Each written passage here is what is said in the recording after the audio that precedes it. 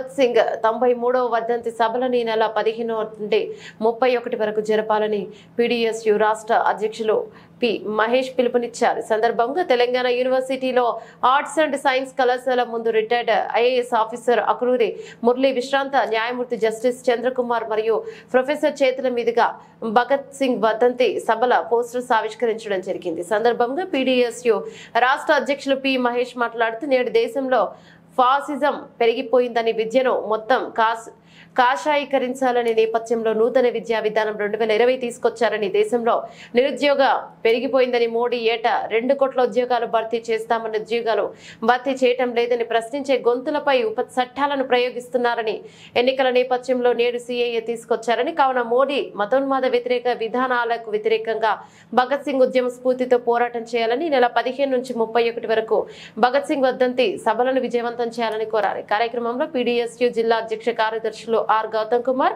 Jannarapu Rajeshwar, Armoor division అధ్యక్షులు prince, university నాయకులు దేవిక, రవీందర్, అక్షయ్, మోహిత్, లహరి తదితరులు పాల్గొన్నారు.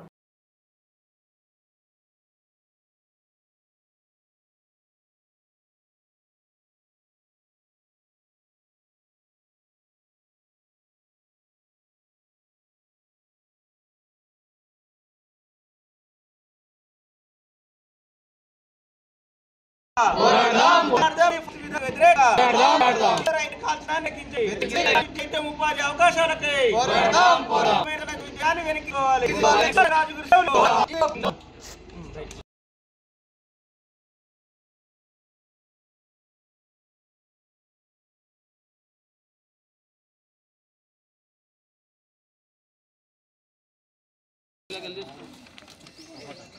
భగత్ సింగ్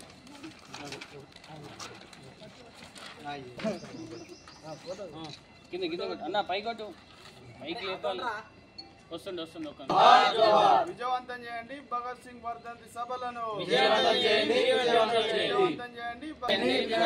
జోహార్ కామ్రేడ్ భగత్ సింగ్, జోహార్ కామ్రేడ్ భగత్ సింగ్.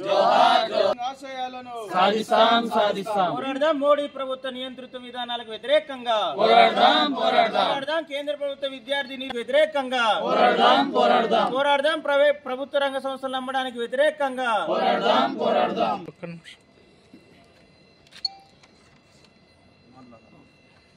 విప్లవ వీరకిషోరాలు. ఈ వీరకిషోరాలు బ్రిటిషోడి చేతిలో హత్యకు గురై 93 సంవత్సరాలు అవుతున్న సందర్భంగా పీడీఎస్యు పీవైఎల్ ఆధ్వర్యంలో రాష్ట్ర వ్యాప్తంగా ఈ నెల 15 నుంచి 30వ తారీఖు వరకు పెద్ద ఎత్తున భగత్ సింగ్ రాజ్గురు సుఖదేవుల వర్ధంతుల్ని నిర్వహించబోతా ఉన్నాం. ముఖ్యంగా ఈరోజు కేంద్రంలో ఉన్నటువంటి నరేంద్ర మోడీ విద్యార్థి నిరుద్యోగ వ్యతిరేక విధానాలు అవలంబిస్తూ ఉంది, మతోన్మాద ఫాసిస్ట్ విధానాలు అవలంబిస్తుంది.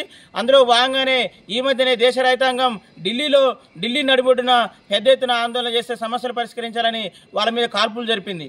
అదేవిధంగా ప్రశ్నించినటువంటి కవుల్ని, కళాకారుల్ని, మేధావుల్ని, ప్రొఫెసర్ అందరినీ కూడా జైలులో పెట్టి నిర్బంధం విధిస్తున్న పరిస్థితి ఉంది. ఇంకోవైపు ప్రభుత్వ రంగ సంస్థలు మొత్తాన్ని పెంచేస్తూ ఈరోజు నిరుద్యోగాన్ని పెంచి పోషిస్తున్న స్థితి ఉంది. ఇంకోవైపు అనేకమైన నివేదికలు ఈరోజు భారతదేశంలో కుల ఉన్మాద దాడులు, మతోన్మాద దాడులు పెరిగిపోతాయని చెప్పేసి రిపోర్ట్ ఇస్తా ఉన్నాయి. అదేవిధంగా పేదరికం రాజగురు సుఖదేవులకు